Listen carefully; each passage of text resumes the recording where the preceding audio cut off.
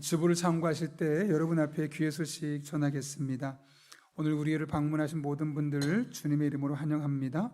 등록 원하시는 분 말씀하시면 제가 친절하게 도와드리겠습니다. 말씀과 함께 철로 역정 적극적으로 따라와 주시고요. 우리 다음 주에도 예배 신청 안내 드렸습니다. 예배 신청 오실 분들은 온라인을 통해서 또는 전화로 신청해 주시기 바랍니다. 오늘 오후 찬양 세미나는 장신대 목회 상담학 홍인중 교수님 모셔서 인생의 가을에서 겨울 사이라는 주제를 가지고 우리가 중년, 장년에서 노년으로 어떻게 준비해야 될지, 또 노년 시기에는 어떤 것이 우리에게 필요할지 이런 대한 세미나가 준비되어 있습니다. 많은 분들 현장에서 또 온라인에서 참여해 주시기를 부탁드립니다. 블레싱데이 만남 주의를 갖고 있습니다. 여러분 그냥 만나면 좀 어색하실 수 있을까 봐 교회에서 작은 선물을 2개 준비했는데요. 소금이라고 합니다. 3개 들었는데 먹어보진 않았는데 평가가 좋아서 했고, 또 하나는 보통 이제 키트, 퍼스트 에이드 키트, 구급 상자인데 그런 것처럼 이 안에 여러 가지가 좀 들어있어서 작은 아이, 그러니까 어린아이들 부모님들 혹은 또 연세되신 분들도 백에 넣어 갖고 다니면 나중에 많은 도움이 될 거라 생각합니다. 크기는 2배 이상 차이 나는데 가격은 똑같습니다. 그러니까 어떤 걸 가져도 상관없고요. 둘 중에 하나라 우리 선택해서 전도 대상자들에게 갖다 주시고 또 초청했으면 좋겠습니다. 하실 때 예쁜 엽서도 있어서 여러분이 수기로 직접 쓰셔서 하나를 선택해서 가져다 주시면 되겠습니다. 아울러 우리 교회가 전도하는 이유는 숫자를 늘리기 위한 것이 아닙니다. 따라서 다른 교회 다니는 분들 우리 교회 와 그러면은 안 됩니다. 그 교회 잘 다닐 수 있도록 해야 되는 거고, 우리는 예수 믿지 않는 사람들에게 하나님의 나라를 위해서 복음을 전하기 위해서 이렇게 전도를 하는 거기 때문에 꼭 가능하면 예수 믿지 않는 분들에게 여러분이 전도하면 좋겠습니다. 1분기 1월에서 3월 가정예배 시상이 있습니다. 사진 보면 아시겠지만 7가정 치킨 세트 이렇게 해서 가족들이 또 가정에서 예배드리고 또 간식 먹을 수 있도록 하고 있습니다. 1년 12번 다 채우게 되면 또 숫자에 상관없이 하신 분들에 대해서는 외식 상품권을 드려서 함께 예배하는 즐거움을 아이들이 또 가족이 누리게 하려고 하고 있습니다. 여러분들 믿음 안에서 가정 안에서 잘 자라는 것이 너무너무 중요하게 하는 일이니 함께 적극적으로 동참해 주시기를 부탁드립니다.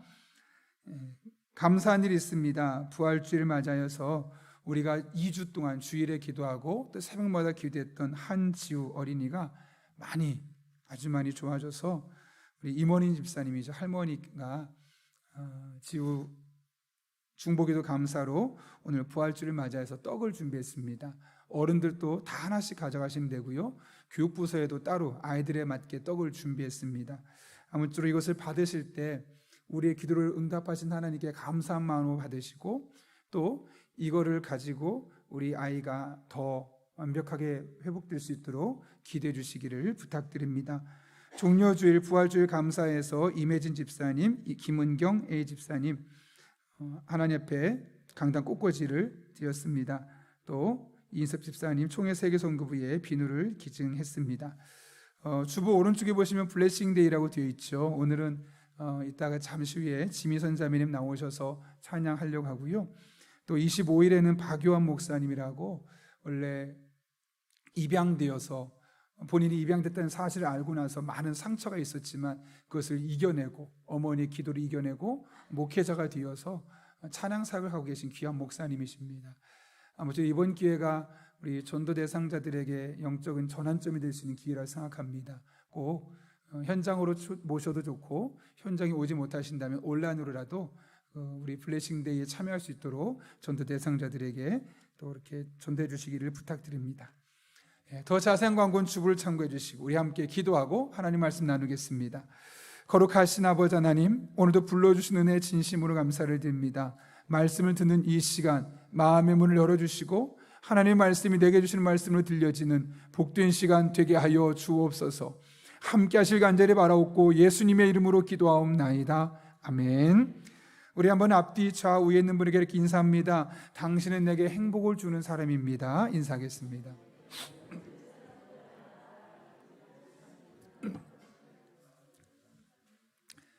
제 목소리가 예전 같지 않은 거 이해해 주시기를 부탁드립니다. 지난 2주간 새벽기도 인담에서 기도하면서 조금 보기 쉬웠는데 그래도 편안하게 들으셨으면 좋겠습니다.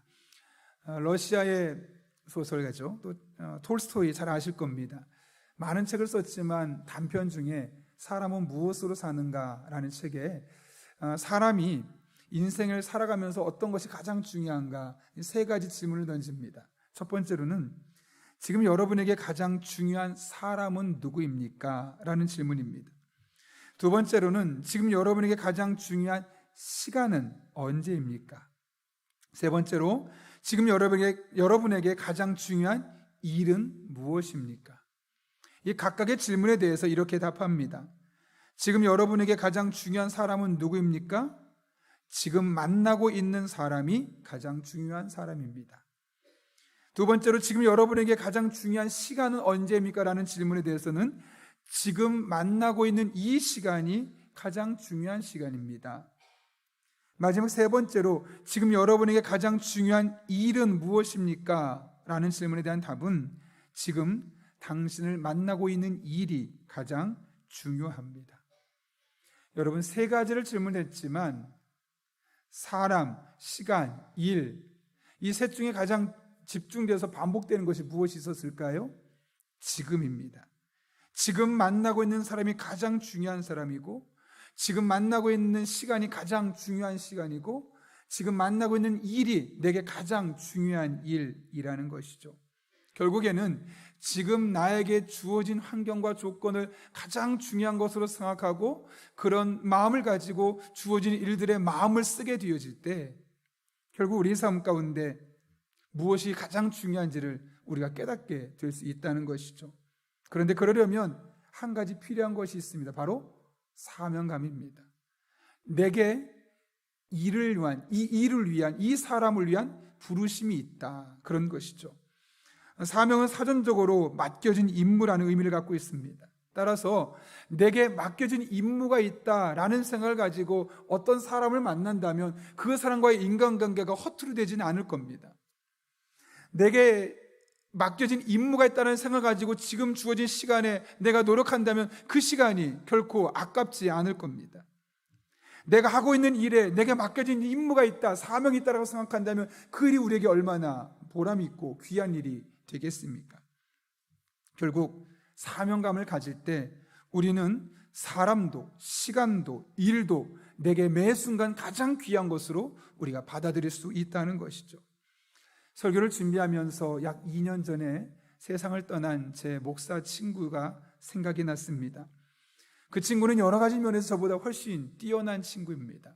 대학도 연세대학을 나왔고요. 교회도 우리 교단에서 첫 번째, 두 번째로 클 정도로 몇만 명 모이는 교회에서 사역을 인정받아서 비서실에서도 사역하고 심지어는 1000명이 넘는 서울의 모 지역에 있는 교회에서도 이제 최종 3명이 되어서 최종으로 이분이 선택될 그런 상황까지 갔던 적이 있었습니다. 그런데 그 친구에게 갑자기 암이 생기면서 이 모든 일이 틀어지게 되었던 것이죠. 담임 목사 이야기가 나왔던 그 교회도 결국 지원을 그만두게 되었고 본인이 부목사로 사역했던 교회에서도 더 이상 사역을 할 수 없어서 몇 개월 동안 요양을 하게 되었습니다.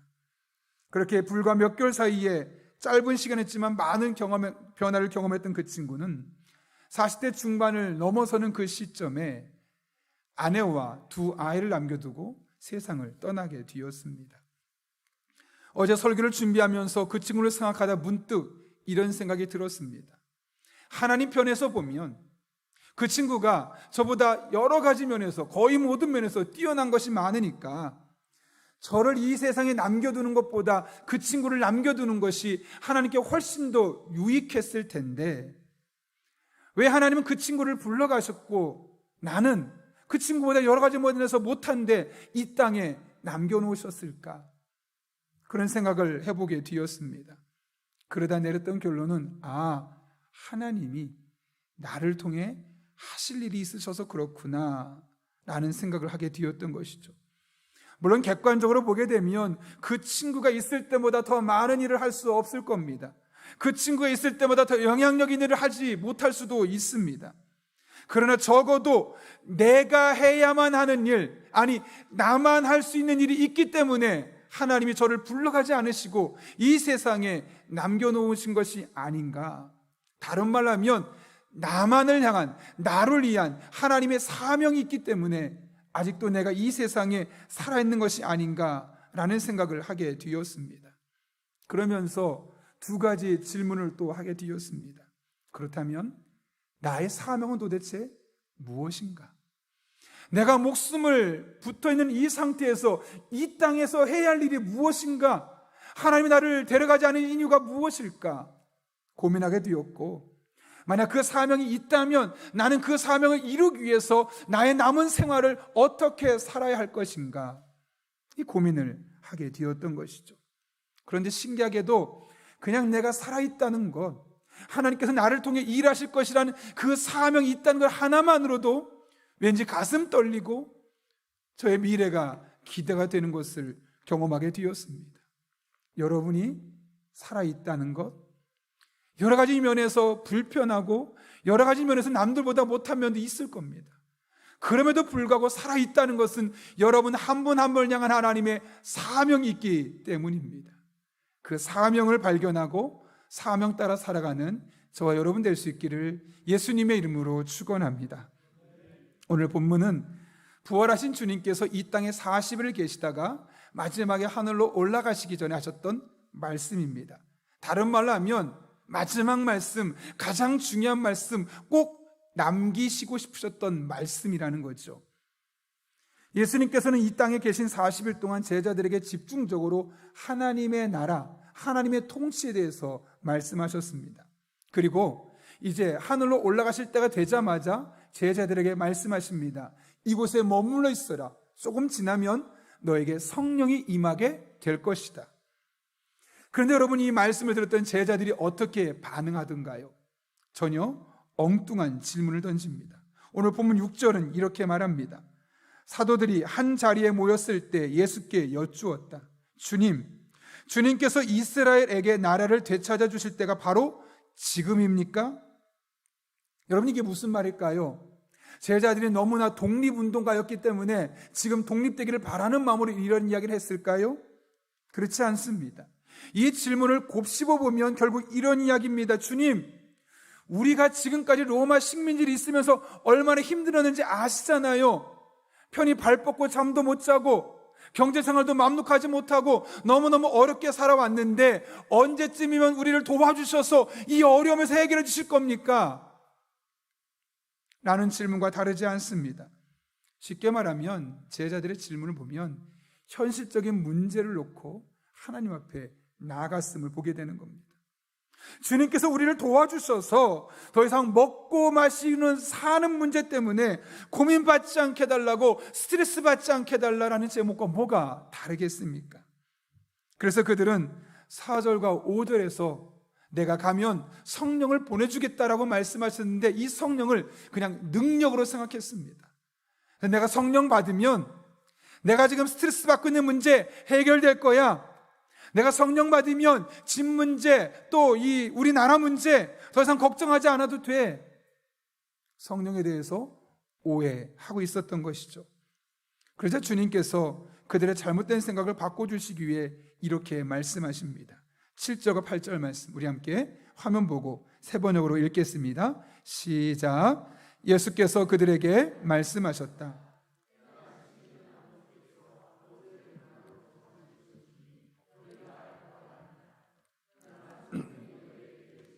너희는 능력을 받고 예루살렘과 온 유대와 사마리아에서 그리고 마침내 땅끝에서 이르러 내 증인이 될 것이다. 아멘. 이게 무슨 말일까요? 우리는 이 7절과 8절 말씀을 통해 적어도 두 가지 사실을 알 수 있습니다. 첫 번째로는 먹고 마시는 문제는 하나님께서 알아서 하신다는 겁니다. 오늘 7절 뭐라고 말씀합니까? 때와 시기는 아버지의 권한으로 정하신 것이라고 하셨습니다. 이스라엘이 로마의 압제에서 벗어나는 그 때와 시기는 전적으로 하나님께 달려 있다는 것이죠. 그러니 더 이상 그거 가지고 스트레스 받지 말고 신경 쓰지 말라는 것이죠. 다른 말로 하면 너희가 지금 고민하고 있는 것, 먹고 마시고 너희를 스트레스 받게 하는 이 모든 것은 하나님께서 알아서 책임져 주셔 라는 말로 바꿀 수 있다는 겁니다. 이 같은 사실을 우리는 마태복음 6장에서도 동일하게 경험할 수 있죠. 당시의 제자들이 큰 스트레스를 받고 있었습니다. 돈 문제로. 그때 주님께서 뭐라고 말씀하십니까? 3번역으로 읽습니다. 내가 너희에게 말한다. 목숨을 부지하려고 무엇을 먹을까 또는 무엇을 마실까 걱정하지 말고 몸을 감싸려고 무엇을 입을까 걱정하지 말아라. 목숨이 음식보다 소중하지 아니하냐 몸이 옷보다 소중하지 아니하냐. 공중의 새를 보아라. 씨를 뿌리지도 않고 거두지도 않고 곳간에 모아들이지도 않으나 너희의 하늘 아버지께서 그것들을 먹이신다. 너희는 새보다 귀하지 아니하냐. 하나님께서 책임지신다는 거죠. 하나님께서 먹여주신다는 거죠. 그러니 더 이상 돈 때문에 먹고 마시고 사는 집 때문에 스트레스 받지 말라는 것이죠.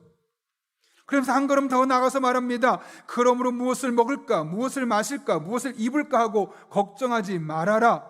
이 모든 것은 이방 사람들이 구하는 것이요 너희의 하늘 아버지께서는 이 모든 것이 너에게 필요하다는 것을 아신다. 하나님께서 지금 우리에게 무엇이 필요한지 다 알고 계시다는 겁니다. 여러분이 굳이 말하지 않아도 여러분의 마음의 생각을 아시는 하나님, 여러분의 상과 형편을 아시는 하나님께서 지금 여러분에게 무엇이 필요한지 알고 계시다는 거죠. 그래서 말씀하십니다. 너희는 먼저 그의 나라와 의를 구하라. 그리하면 이 모든 것을 너에게 더하여 주실 것이다. 한마디로 말하면 내가 책임져. 먹고 마시고 사는 거 지금 없다고 너무 스트레스 받지 마. 내 인생은 내가 책임져 줄게 라는 말로 바꿀 수 있는 거죠. 다시 믿음으로라는 책을 제가 지난주에 읽었는데요, 그 책에 보게 되면 전주에서 밤 농사를 하는 장로님의 이야기가 나옵니다. 해마다 밤을 수확해서 일본으로 수출하는데 어느 해인가는 그 일본 바이어들이 오더니 원래 가격이 거의 절반 가격만큼 가격을 깎아버리는 겁니다. 이 정도 주면 살 텐데 그 이상은 우리 살 수 없다. 알고 봤더니 일본에 밤 풍년이 들어서 많이 안 사도 되는 거죠. 그러니까 싸게 넘기라는 겁니다. 어차피 그냥 두면 다 썩어서 못 먹으니까 그냥 우리한테 싸게 넘겨라. 배짱을 부리는 겁니다.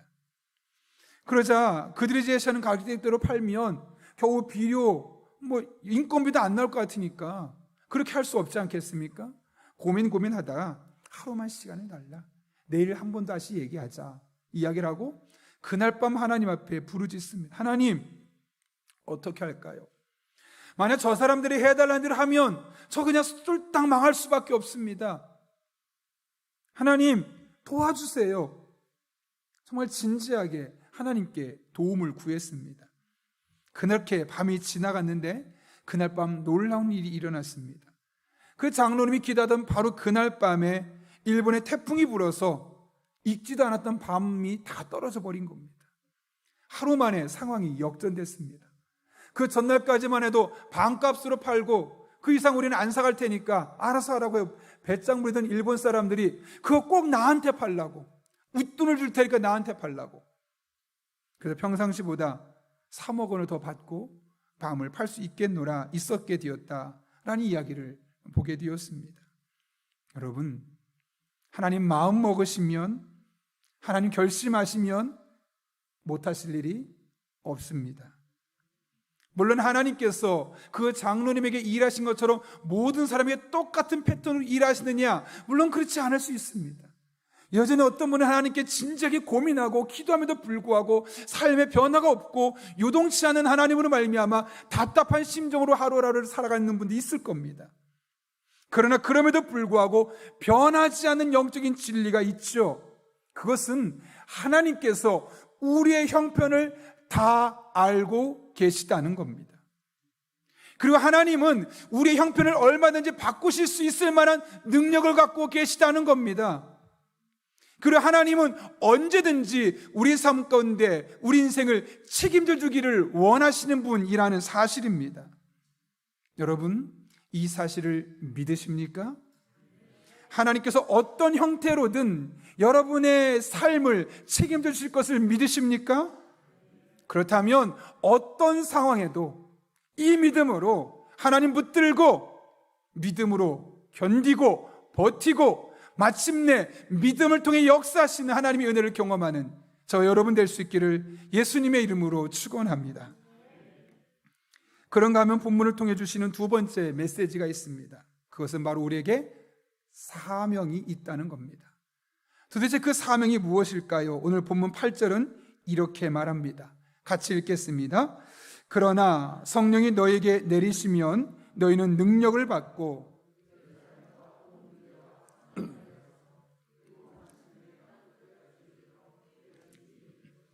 아멘. 제가 서두에 말했던 것처럼 제자들은 내게 성령이 임하게 되면 집 문제, 먹고 마시는 문제, 더 이상 스트레스 받지 않아도 돼, 그런 특별한 능력 정도로 오해하고 있었습니다. 그러나 주님께서는 8절에서 성령을 주시는 이 분명한 이유를 말씀하죠. 성령이 임하게 되면 능력이 임하게 될 것인데 그 목적은 무엇 때문이라고요? 내 증인이 되리라. 그래서 8절을 짧게 재구성하면 이렇습니다. 핵심 구절만 말하면 성령이 너에게 내리시면 너희는 내 증인이 될 것이다. 이게 8절 말씀의 핵심입니다. 무슨 말일까요? 성령을 주셔서 우리의 먹고 마시는 문제를 해결해 주려고 하는 것이 아니라 주님의 증인이 되도록 하는 것이 성령을 주시는 목적이라는 것이죠. 무엇보다 주님은 내 증인이 되리라 라고 말씀하십니다. 여기 내 증인, 내가 누구를 의미하는 걸까요? 예수님을 말씀하는 것이죠. 우리는 이 세상을 살아가면서 예수님께서 이 세상에 하신 일들을 증인이 되어서 증언해야만 하는 사명이 있다는 겁니다. 그렇다면 예수님이 무슨 일을 하셨습니까? 죄로 인해 죽을 수밖에 없던 우리를 대신해서 십자가에 못 박혀 돌아가셨습니다. 그리고 3일 만에 부활하셔서 우리를 하나님의 자녀로, 무엇보다 그분을 믿기만 하면 누구나 천국에 갈 수 있는 하나님의 사람들이 되게 하셨습니다. 우린 바로 이 일의 증인이 되어야 한다는 것이죠.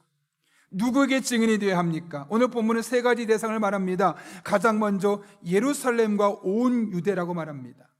오늘날로 말하면 우리가 살고 있는 동네, 우리 교회가 있는 동네, 내가 많이 움직이고 돌아다니는 동네, 그런 삶의 현장에서 복음을 전하라는 것이죠. 두 번째로는 사마리아입니다. 살다 보면 참 싫은 사람이 있습니다. 유대인들에게 가장 싫은 사람, 가장 무시됐던 사람이 누구냐? 사마리아인들입니다. 여러분도 그런 사람이 있죠. 얼굴만 봐도 찡그려지는 사람. 때론 그것이 직장 상사일 수 있습니다. 때론 그것이 배우자일 수 있고, 때로는 여러분에게 상처를 줬던 그 누군가일 수 있습니다. 그들에게도 예수님이 하신 일을 증언하라는 것이죠.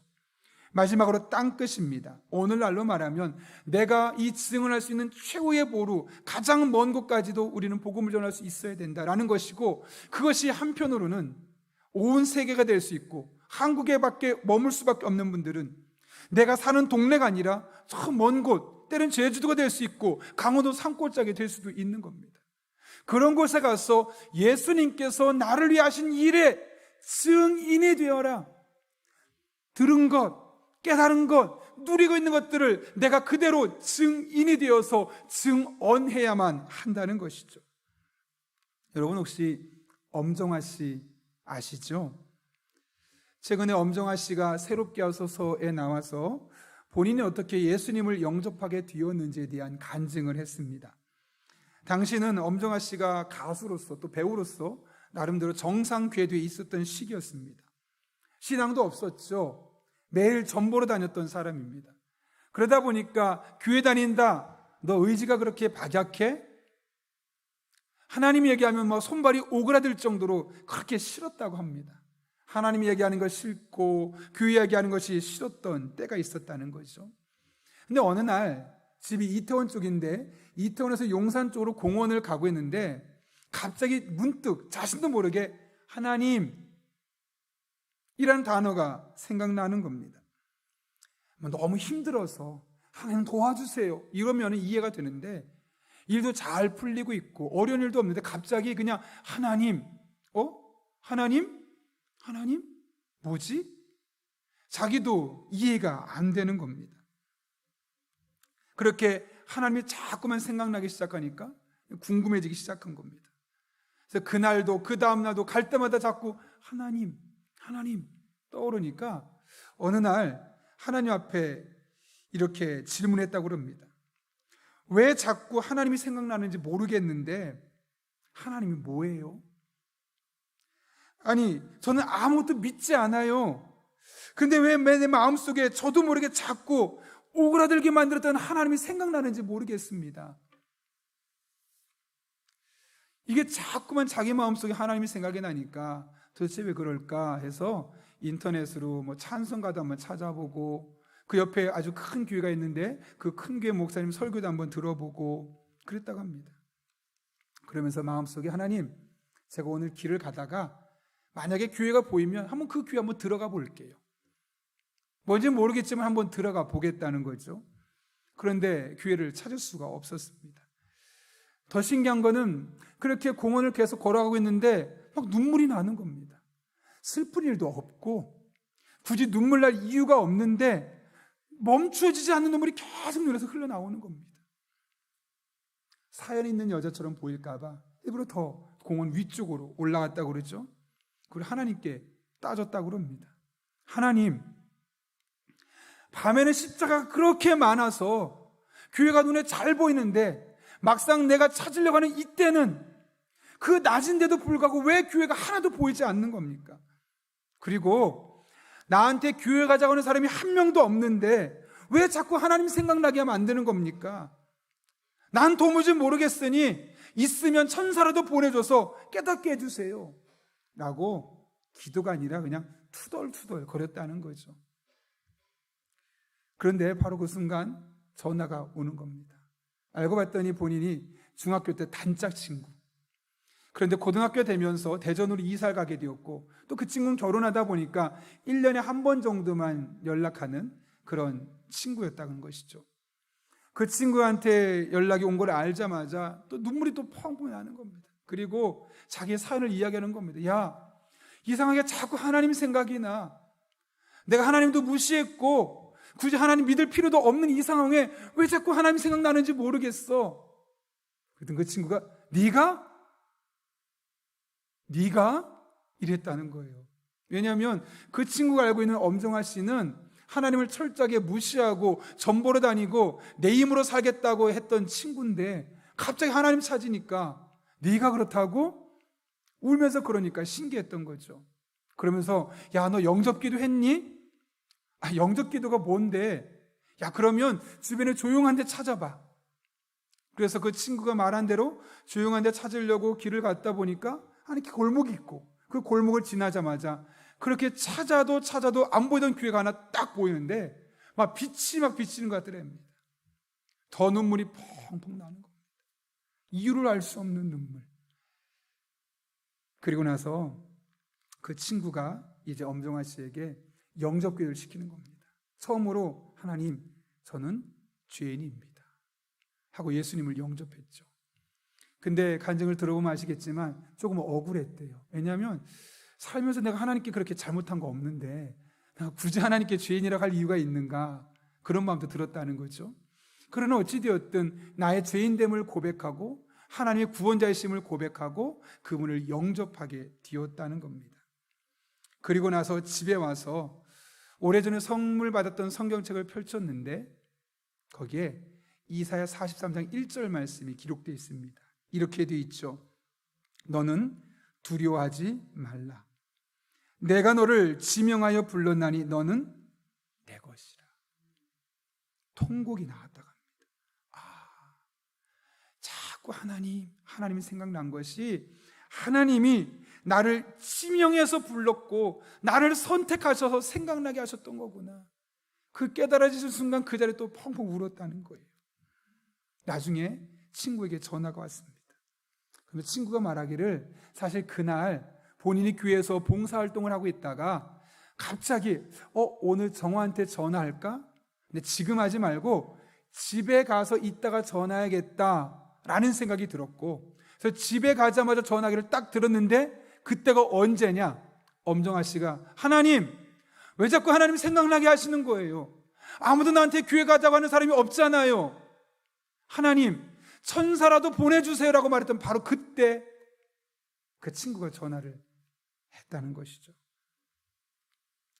그러면서 그 친구가 말합니다. 정화야, 내가 항상 정화 너의 영적 기도만큼은 내가 할 수 있게 해달라고 지금까지 하나님께 기도해 왔어 라고 말했다는 겁니다. 엄정아 씨가 예수님을 영접할 수 있었던 것은 그냥 단순히 타이밍이 좋았고 그 시간이 그에게 맞았기 때문이 아니고, 그 엄정아 씨의 영혼을 구원을 위해서 그 수십 년지기 친구가 매일매일 기도했기 때문이죠. 하나님, 저 친구만큼은 제가 복음을 전해야 되는데, 저 친구만큼은 제가 꼭 영접 기도 시킬 수 있도록 도와주세요.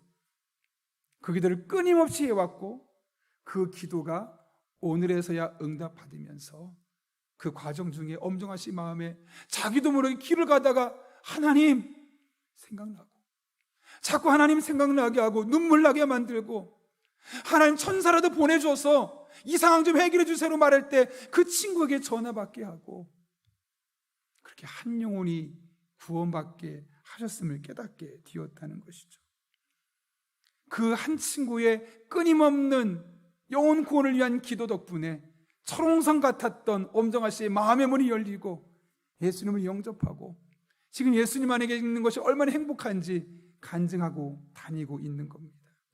여러분, 오늘 본문은 주님께서 부활하신 후에 세상을 떠나시기 전에 주신 가장 중요한 말씀입니다.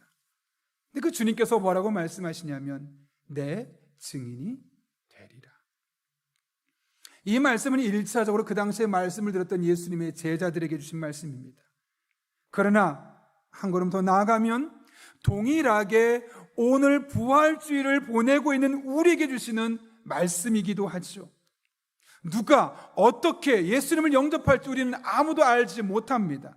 그러나 이 귀한 말씀을 내게 주신 사명으로 받들고 기도하며 그 한 영혼의 구원을 위해 우리가 노력한다면 하나님 반드시 여러분의 기도에 반응하실 것입니다. 응답하실 것입니다. 그리고 여러분을 통해 한 영혼이 예수님 품으로 돌아오게 되는 것을 여러분이 경험하게 될 것입니다. 이 부활의 아침에 여러분의 인생을 책임져 주신 하나님, 또 여러분을 통해 한 영혼을 구원하신 하나님을 경험할 수 있기를 예수님의 이름으로 축원합니다. 우리 함께 기도하겠습니다. 이 시간 1분 정도만 하나님의 은혜를 삼으며 우리 함께 기도하도록 하겠습니다. 하나님께서 여러분의 인생 책임지십니다. 그 하나님을 신뢰하는 믿음을 달라고, 또 하나님께서 내 증인이 되리라 말씀하셨습니다. 내게 맡겨진 영혼, 내가 아니면 예수님을 영접하지 못할 사람이 있습니다. 생각나게 하시고 그들에게 복음을 전할 때 마음의 문을 여시고 그 사람이 예수님을 영접할 수 있게 해달라고 1분이지만 사모하며 함께 기도하겠습니다. 거룩하신 아버지 하나님, 오늘도 우리를 주님 전에 불러주시고 함께 하나님의 말씀 붙들고 기도하게 하신 은혜 진심으로 감사를 드립니다. 하나님의 은혜를 사모합니다. 특별히 우리 인생을 책임지신 하나님에 대한 믿음이 흔들리지 않게 하여 주셔서 어떤 상황에서도 이 하나님 붙들고 믿음으로 승리를 경험하는 주의 종들 되게 하여 주옵소서.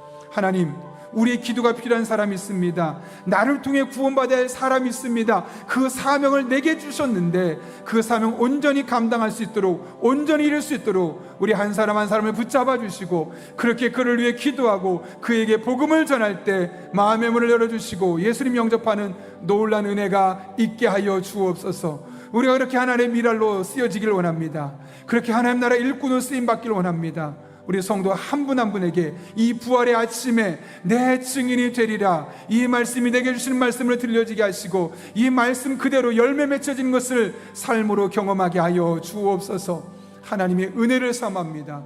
주님 인도하여 주옵소서.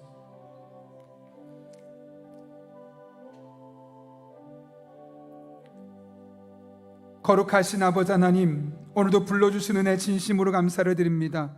부활의 아침, 우리 인생을 책임져 주신 하나님을 붙드는 우리 믿음이 반석 같은 믿음 되게 하여 주옵소서. 또한 우리를 통해서 구원하고 싶은 영혼이 있사온데 하나님 깨닫게 하시고, 우리가 간절한 마음으로 기도하며 복음을 전할 때 그 사람의 마음이 활짝 열려지게 하시고 예수님 영접하는 놀라운 은혜가 임하게 하여 주옵소서. 예수님의 이름으로 기도하옵나이다. 아멘.